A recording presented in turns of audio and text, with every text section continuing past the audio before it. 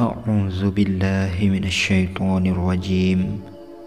Bismillahirrahmanirrahim. Assalamualaikum warahmatullahi wabarakatuh. Allahumma shalli ala sayyidina Muhammadin abdika wa rasulika nabiyil ummi wa ala alihi wa sahbihi wa sallim. Rabbi shrah li sadri wa yassir li amri wahlul 'uqdatam min lisani yafqahu qawli. Syekh Ibnu Athaillah memberikan nasihatnya sebagai berikut. Ketahuilah wahai murid, bahwasannya ma'rifat billah adalah akhir atau puncak dari segala tujuan dan harapan. Oleh karena itu, Syekh berkata, apabila Tuhan membukakan bagimu suatu jalan untuk ma'rifat atau mengenal Allah, maka jangan hiraukan soal amalmu yang masih sedikit. Jika pintu ma'rifat sudah dibukakan untukmu, wahai murid, maka tak perlu engkau mempedulikan amalmu yang masih sedikit. Sesungguhnya seorang murid atau salik tidak berkuasa dalam hal memperbanyak amal ibadah, juga tidak bisa menyingkap tabir yang menghalanginya dari Allah. Dengan demikian, ketika salah satu pintu ma'rifat sudah dibukakan untuknya, seperti sakit, sehingga ibadahnya menjadi berkurang, maka pada waktu ibadahnya berkurang karena sakit tersebut, jangan merasa sedih akan banyaknya ibadah yang terlewat. Sebab dengan sakit tersebut bisa membuka pintu ma'rifat. Seakan mengetahui bahwa Allah itu hadir dan melihatnya. Ia sadar bahwa tidak ada yang bisa melakukan hal tersebut kecuali Allah Subhanahu wa ta'ala. Itu lebih utama daripada beberapa ibadah badaniyah.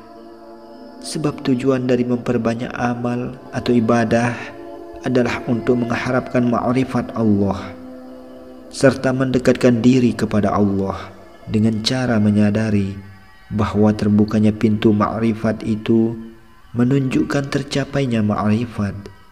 Maka terkadang sedikitnya amal sebab sakit itu menunjukkan suatu yang lebih utama.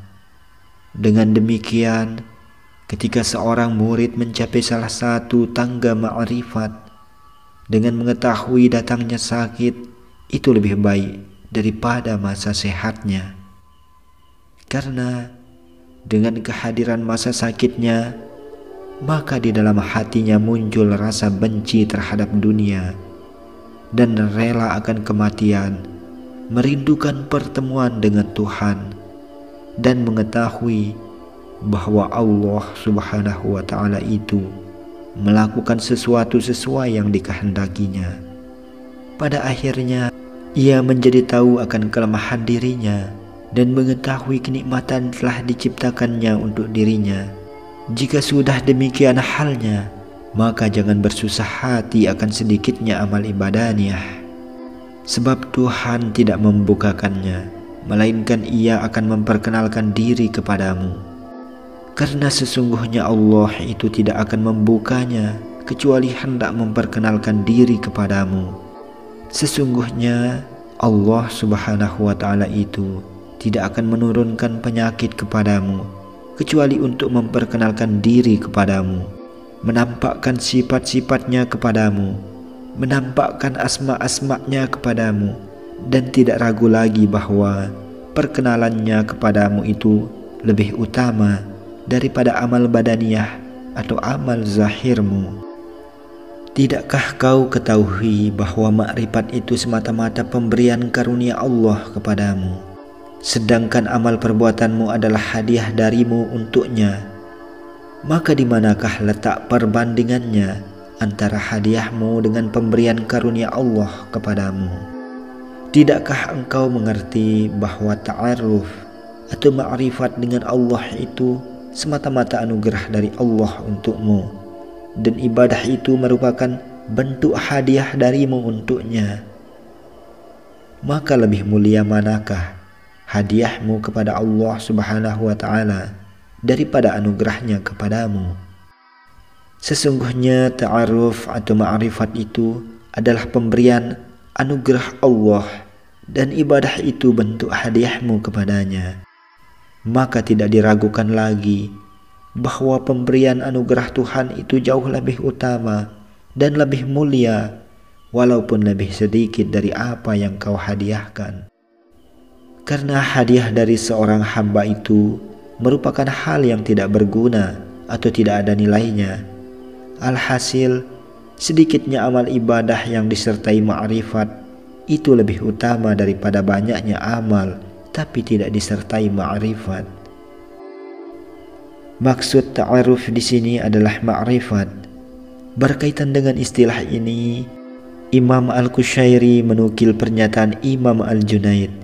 Sesungguhnya yang dibutuhkan oleh seorang hamba dari sesuatu yang bersifat hikmah adalah ma'rifatnya ciptaan atau makhluk terhadap Sang Pencipta, kebaruan dirinya dan perbedaan antara ciptaan dengan Sang Pencipta. Karenanya orang yang tak kenal siapa Sang Raja, maka ia tak akan tahu akan status kekuasaannya untuk siapa. Lebih lanjut, Imam Al-Qushayri mempertegas makna makrifat ini, seraya menukil pernyataan Abu Thayyib Al-Maraghi. Setiap unsur dalam diri manusia mempunyai fungsi yang berbeda-beda. Jika dikaitkan dengan ma'rifat, akal digunakan untuk membuktikan dalil secara logis. Hikmah yang memberikan isyarat, kemudian ma'rifatlah yang mampu mempersaksikan secara utuh. Karenanya, kejernihan ibadah tak akan diperoleh seorang hamba kecuali dengan kejernihan tauhid. Tampaknya makna makrifat hampir sama dengan makna tauhid di kalangan kaum sufi. Bedanya, seorang yang makrifat akan tercegah dari kekufuran karena pengetahuannya atau makrifatnya terhadap Allah Subhanahu wa Ta'ala itu utuh. Akhirul kalam, wabillahi taufiq wal hidayah.